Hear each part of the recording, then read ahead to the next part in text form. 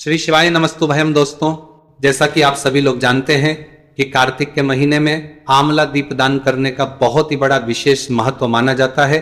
और आंवला नवमी के दिन अगर आप लोग इस आंवला दीपदान को करते हैं तो आपको कई गुना ज्यादा फल मिलता है और आपकी मनोकामनाएं पूरी होती हैं, आपकी दुख और परेशानियां भी दूर होती है। दोस्तों, इस बार आंवला नवमी कब है, आंवला दीपदान आपको कब करना है, किस समय करना है, कैसे करना है, सारी अद्भुत जानकारी इस वीडियो में आपको वाले हैं। वैसे दोस्तों, इस दीपदान को विशेष रूप से आंवला नवमी, एकादशी या पूर्णिमा या विशिष्ट तिथियों के दिन किया जा सकता है, पर कार्तिक के महीने में जो आंवला नवमी पड़ती है उस दिन यह दीपदान करने को ज्यादा बड़ा माना जाता है।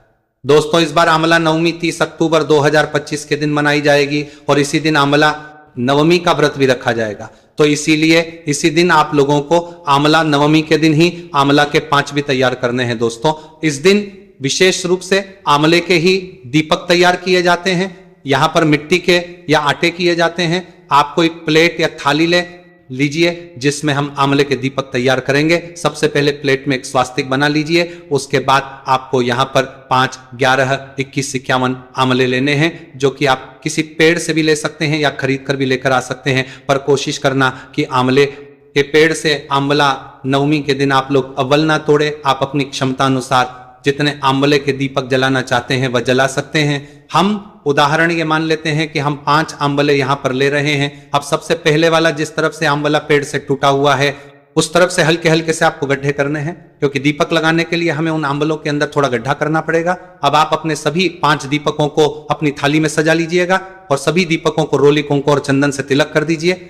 दोस्तों, प्लेट को भी तिलक जरूर कर देना जिसमें आप ये दीपक रखे हुए हैं। अब आपको यहां पर गोलबत्ती तैयार करनी है। जितने आपने दीपक तैयार किए हैं उतनी ही गोलबत्ती आप तैयार कर लेना। हम यहां पर 5 गोलबत्ती तैयार कर लेते हैं और आप इन दीपक को शुद्ध देसी गाय का घी और तिल के तेल का उपयोग करके जला सकते हैं। तो जो आपके पास हो आप उसमें अपनी गोलबत्ती को भिगो लीजिएगा और एक एक गोलबत्ती आपने इन आंवले के जहां गड्ढा किया हो वहां पर रख दीजिए। अब आप इन दीपक के ऊपर से सफेद तिल या चावल थोड़े थोड़े से चढ़ा दीजिए, क्योंकि दीपक कभी खाली नहीं जलाया जाता है। अब आप अपने इन 5 दीपकों को जला लीजिए। और दोस्तों, ये दीपक आपको शाम के समय प्रदोष काल में तैयार करने हैं और उसी समय जलाने हैं। अब आप दीपकों के पास में थोड़े से फूल भी चढ़ा दीजिए और एक जल का लोटा रखकर थोड़ा सा जल दीपकों के आसपास छिड़क दीजिए। इस तरीके से कोई आंवले के दीपक की पूजन करना है। दोस्तों, अब हम जानते हैं कि ये दीपक हमें आंवला नवमी के दिन आंवले के दीपक रखना कहाँ कहाँ पर है। वैसे दोस्तों, इस दिन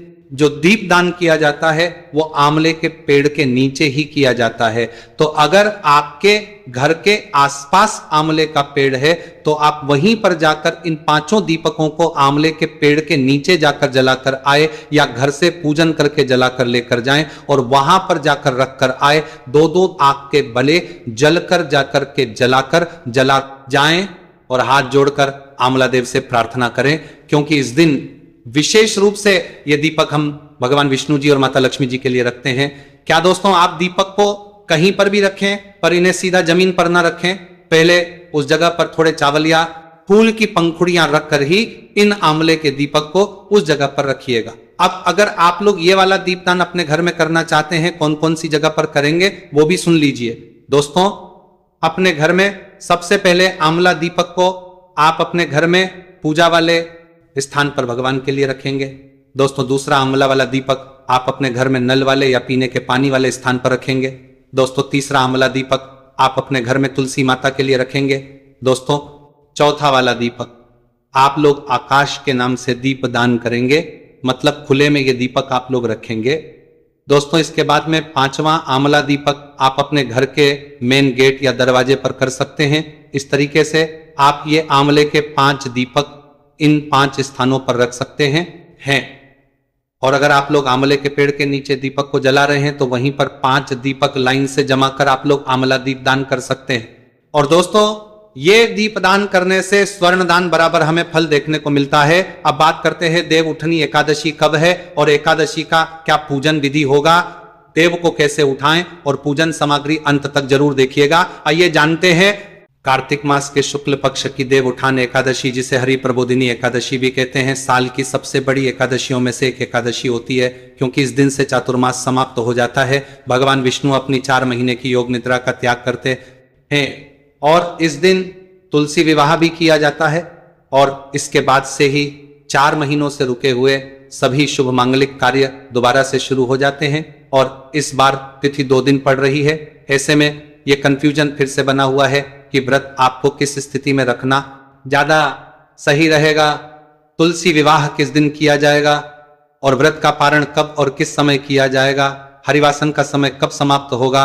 और क्योंकि इस बार एकादशी के दिन भद्रा लग रही है, भद्रा का वास कहां रहेगा, भद्रा काल कब समाप्त होगा, ये सारी बातें तो इस वीडियो में आप जानेंगे ही। लेकिन जो भक्त एकादशी का यानी द्वादशी तिथि का व्रत रखते हैं उन्हें किस दिन व्रत रखना है और व्रत कब खोलना है, ये जानने के लिए आप अगली वीडियो का इंतजार जरूर कीजिएगा। इस बार एकादशी तिथि 1 नवंबर दिन शनिवार को सुबह 9:12 से शुरू हो रही है। इससे पहले तक दशमी तिथि रहेगी और एकादशी तिथि की समाप्ति होगी 2 नवंबर रविवार को सुबह 7:31 पर। ऐसे में इस बार देव उठान एकादशी यानी हरि प्रबोधिनी कुछ कैलेंडर के अनुसार 1 नवंबर दिन शनिवार को रखा जा रहा है, जो कि दशमी तिथियों की एकादशी रहेगी। लेकिन आपको एक बार फिर से बता दें कि दशमी तिथि मिली हुई एकादशी को शुद्ध नहीं माना जाता है।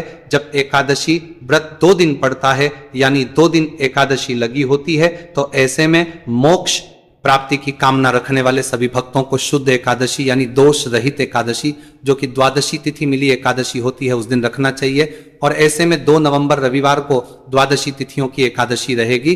तो जितने भी वैष्णव संप्रदाय के लोग हैं और मोक्ष प्राप्ति की कामना वाले लोग हैं, वो 2 नवंबर रविवार को ही एकादशी का व्रत रखेंगे और अगले दिन व्रत का पालन करेंगे। लेकिन अधिकतर लोग इस बात को अनदेखा कर देते हैं और जिस दिन एकादशी लगती है उसी दिन एकादशी का व्रत रख लेते हैं। तो ऐसे में ग्रस्त जन चाहें तो 1 नवंबर शनिवार को व्रत रख सकते हैं, नहीं तो रविवार को शुद्ध एकादशी का व्रत सभी भक्तों को रखना चाहिए। बात करते हैं शनिवार के मुहूर्तों की। तो इस दिन ब्रह्म मुहूर्त सुबह 5 बजे से 5:48 तक रहेगा, सूर्योदय सुबह 6:36 पर और सूर्यास्त का समय शाम 5:44 रहेगा। प्रातःकाल पूजा सुबह 5:15 से 6:33 के बीच में कर सकते हैं। शाम की पूजा शाम 5:36 से 6:54 कर सकते हैं और भद्रा काल लगेगा रात 8:27 से और भद्रा काल की समाप्ति अगले दिन यानी रविवार को सुबह 7:31 पर होगी। इस बार भद्रा का वास मृत्युलोक में ही रहेगा और यह समस्त शुभ कार्यों के लिए अशुभ मानी जाएगी। राहु काल सुबह 9 बजे से 10:30 बजे तक रहेगा। अब जानिए रविवार के मुहूर्तों के बारे में। तो 2 नवंबर रविवार को ब्रह्म मुहूर्त सुबह 5:01 से 5:49 रहेगा। सूर्योदय होगा सुबह 6:36 पर, सूर्यास्त शाम 5:44 पर। प्रातः काल पूजा कर सकते हैं सुबह 5:16 से 6:34 तक।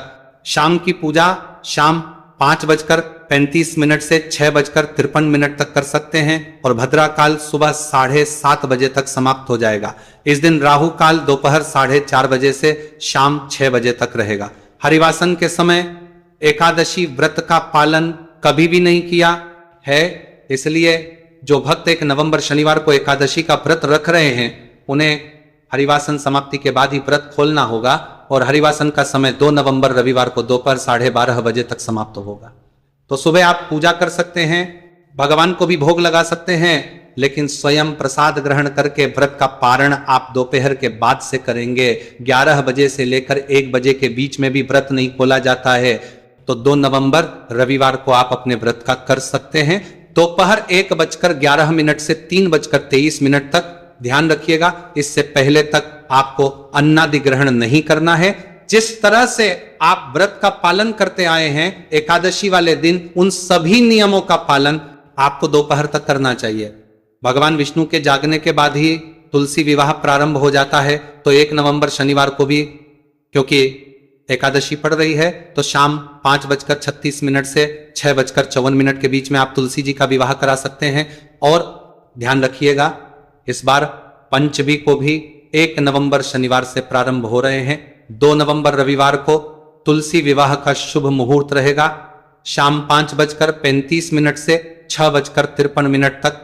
जो लोग एकादशी या द्वादशी तिथि के दिन तुलसी जी का विवाह न करा पाए वो एकादशी से लेकर कार्तिक पूर्णिमा तक कभी भी ब्रह्म मुहूर्त में या फिर गोधूली मुहूर्त में, ये 2 मुहूर्त ही तुलसी विवाह के लिए शुभ माने जाते हैं। तो इन मुहूर्तों में भी आप तुलसी का विवाह कार्तिक पूर्णिमा तक कभी भी कर सकते हैं। ये थी आज की वीडियो। अगर आपको पसंद आई हो तो वीडियो को लाइक करके कमेंट बॉक्स में राधे राधे जरूर लिखिएगा।